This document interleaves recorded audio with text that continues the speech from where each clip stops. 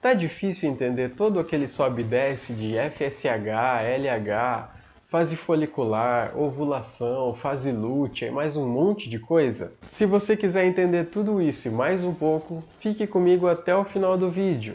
E se você é daqueles que ainda acha que a TPM é uma frescura, esse vídeo é para você.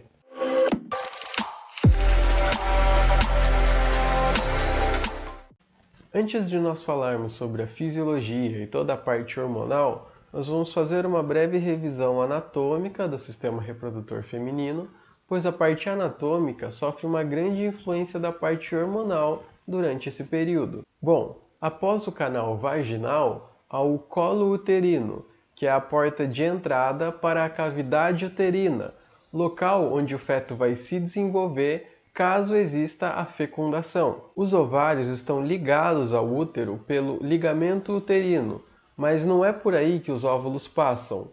Os ovários secretam os óvulos que vão até o útero pelas trompas de Falópio ou também trompas uterinas. E como o próprio nome da aula já diz, os hormônios são muito importantes nesse ciclo e nós precisamos saber de onde eles vêm e para que eles servem. O primeiro hormônio que nós vamos falar é o hormônio liberador de gonadotropina, ou simplesmente GnRH, que atua no eixo hipotálamo-hipófise. Ele é secretado do hipotálamo e chega até a hipófise anterior. E na hipófise anterior, ele estimula a produção de outros dois hormônios muito importantes, o hormônio folículo estimulante, ou FSH, e o hormônio luteinizante, ou LH. E se você quiser saber um pouco mais sobre o eixo hipotálamo-hipófise, é só clicar aqui em cima que nós já temos um vídeo específico sobre isso. O ciclo menstrual é dividido didaticamente em dois ciclos diferentes, o ciclo ovariano e o ciclo uterino, que ocorrem respectivamente nos óvulos e no útero. Cada um desses ciclos é dividido em três fases. O ciclo ovariano é dividido em fase folicular, ovulação e fase lútea. E o ciclo uterino é dividido em menstruação, fase proliferativa e fase secretória. Então nós vamos começar com o ciclo ovariano. Nessa figura, nós temos o óvulo e os estágios do crescimento folicular, e mostra também a formação do corpo lúteo. Aqui nós já podemos dividir em três fases, que nós vamos mostrar com mais detalhes. Primeiro aqui em cima é a fase folicular, onde está expelindo o óvulo é a ovulação, e a parte aqui embaixo em amarelo é a fase lútea. Quando a criança do sexo feminino nasce, ela já nasce com todos os folículos primordiais, que permanecem no estágio de prófase da divisão meiótica até a puberdade, que é quando o FSH e o LH da hipófise anterior começam a ser secretados e aí alguns folículos do interior começam a crescer. A cada 28 dias, então, um folículo primordial começa a crescer e se desenvolver. Ele vai aumentando seu tamanho até virar um óvulo pronto que vai ser expelido. E todo esse processo do folículo primordial até a ovulação demora 14 dias. Ocorre então a ovulação e esse material que continua dentro do ovário se transforma em um corpo lúteo. E esse corpo lúteo começa a se degenerar. E esse período de degeneração do corpo lúteo dura mais 14 dias. Então nós temos aqui um ciclo de 28 dias.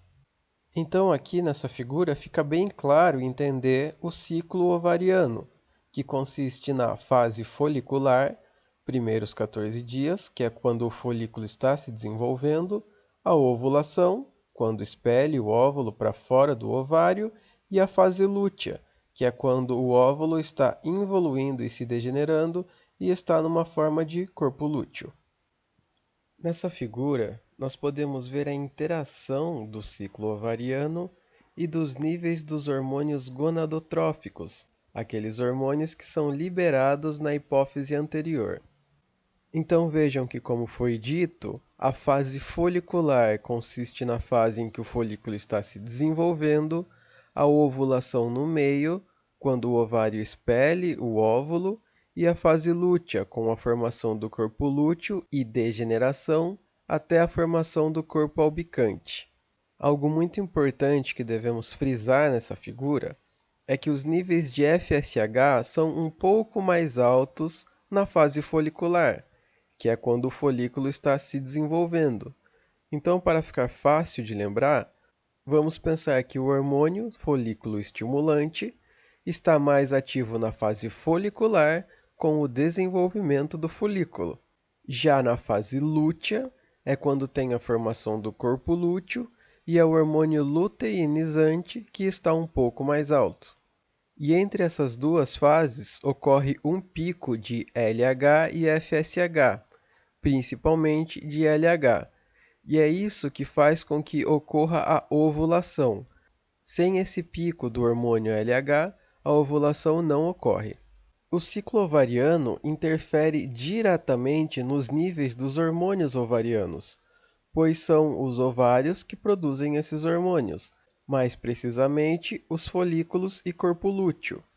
Então vemos aqui que na fase folicular, enquanto há um aumento do tamanho do folículo, há também um aumento da secreção de estrogênio, pois quem secreta o estrogênio para o corpo feminino é o folículo. Então, quanto maior está o folículo, quanto mais ele vai se desenvolvendo, mais vai aumentando os níveis de estrogênios no corpo. O pico do estrogênio ocorre na ovulação, com um segundo pico um pouco menor no meio da fase lútea. Uma outra parte muito importante dessa figura é observarmos os níveis de progesterona, que na fase folicular estão baixos, porque quem secreta a progesterona é o corpo lúteo. Então, nós temos um pico de progesterona após a ovulação na fase lútea. E o corpo lúteo secreta essa progesterona após a ovulação, contando que na ovulação ocorreu a fecundação e esse feto está aderido na parede do útero. E é a progesterona que impede o descamamento da parede do endométrio, ou seja, a menstruação. Então, para que o feto fique ali e comece a se desenvolver, não pode ocorrer a menstruação, e quem impede essa menstruação é a progesterona alta. E agora, antes de seguir para o ciclo uterino, eu gostaria de pedir que, se você ainda não é inscrito, se inscreva no canal, compartilhe esse vídeo com seus amigos, deixe um like ou um comentário, porque isso me ajuda mais do que você imagina a continuar gravando vídeos para vocês. Então, vamos agora para o ciclo uterino. Então, nós vemos aqui que a fase folicular do ciclo ovariano é dividido em duas fases no ciclo uterino. A primeira parte da fase folicular é a menstruação, onde está ocorrendo o descamamento da parede do endométrio, e a segunda parte da fase folicular é a fase proliferativa, que é quando o endométrio está aumentando a sua espessura, se preparando para receber o óvulo. Entre a fase proliferativa e a fase secretória ocorre então a ovulação. Veja que o endométrio já está preparado para receber o feto nesse momento. E a partir desse momento da ovulação, ocorre a fase secretória. Nessa fase secretória, o útero está contando que houve uma fecundação e o feto está na parede do útero, então o endométrio secreta substâncias que vão nutrir o feto e ajudar no seu desenvolvimento. Caso não ocorra a fecundação, vai ocorrer a menstruação, porque os níveis de progesterona, que é o que seguram a parede do endométrio, vão começar a cair. E nesse momento, quando a progesterona estiver baixa, vai ocorrer a menstruação.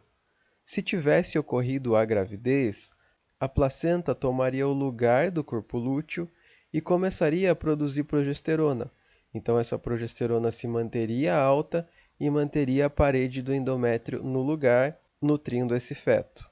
Só mais uma observação sobre essa figura, que muito provavelmente as mulheres já saibam, é no período de menstruação em que ocorrem as cólicas, pois o útero libera prostaglandinas que auxiliam na contração do útero para expelir a parede do endométrio. É importante lembrarmos que os estrogênios possuem um papel importante no desenvolvimento do útero, dos órgãos sexuais externos e das mamas. E é por isso que isso só ocorre na puberdade, fase em que começa a ovulação e que começa a síntese de estrogênios. E os estrogênios também possuem um papel importante na proteção da massa óssea da mulher. Então é por isso que após a menopausa, quando ocorre uma diminuição do estrogênio, a mulher tem mais chance de desenvolver osteoporose, porque ela perde esse fator protetor. E isso é perigoso, pois se uma mulher idosa sofre uma queda, a chance de ocorrer uma fratura é bem maior. Os estrogênios também influenciam o balanço hídrico do corpo, ou seja, na retenção de líquido. E se nós lembrarmos, tem uma variação de estrogênio durante o ciclo hormonal, com 2 picos. Então, realmente ocorre uma retenção de líquido em alguns períodos. E se você quiser saber um pouco mais sobre filtração glomerular e retenção de líquido, já sabe o que fazer. E o sistema límbico, sistema de controle psíquico, é muito interligado ao hipotálamo, local de secreção do GnRH, que dá início a todo o ciclo menstrual feminino. Então, isso explica por que fatores psíquicos influenciam na menstruação, como por exemplo, quando a mulher está muito ansiosa ou estressada, a menstruação pode atrasar. E aí, dependendo do caso, o pessoal fica preocupado. E aproveitando essa parte da ligação do sistema límbico, imagine todo esse turbilhão de hormônios, mais a retenção líquida, hormônios que estão muito envolvidos ao comportamento, sangramento. Se você não tem útero, imagine passar por isso todo mês. E eu gostaria de encerrar o vídeo dizendo que algumas mulheres são mais sensíveis a essa mudança hormonal. Algumas não têm TPM, outras têm uma TPM fraca e outras têm uma TPM um pouco mais forte. Então a gente precisa entender um pouquinho o momento em que as mulheres estão passando. É fisiológico. E se você gostou do vídeo, mais uma vez, se inscreva no canal, deixe seu like, compartilhe com seus amigos e eu te vejo no próximo vídeo.